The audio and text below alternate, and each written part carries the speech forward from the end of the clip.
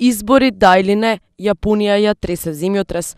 Зоран Талер на европјаните ќе им објаснува за Македонија. Пратениците полни раце работа. Димитар Богов со образложување што ќе работи ако стане гувернер. Од лидерската средба власти и опозицијата излегува без решение. Цели 10 часа поминаа со барање и дискусии. Ќе има или нема да има избори и на крајот ветер и магла.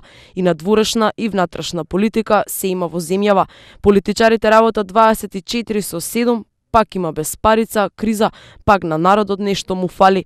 Додека секој си ја брка работата и трча за своите цели, на пазар народот купува со цени како да пазари во Париз. Првиот сигнал дека нешто не чини во државата се токму пазарите. Тука поминува секој, пензионер, вработен, млади и стари, па дури оние што се на прагот на екзистенција. Сите чувствуваат физиолошка потреба, сите треба да јадат.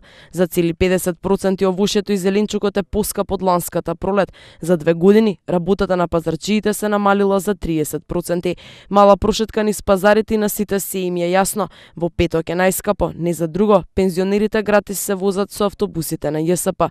Лукот, компирот и крушите се скапите производи, оризот, краставиците и морковот се со намалени цени и Државниот завод за статистика забележал разлика помеѓу февруари и март. Растот на цената на нафтата и трошењето на залихите на житните култури си го направи своето. Најверојатно ќе има реприза од 2007-та. Прехранбена криза не само кај нас, туку и во светот.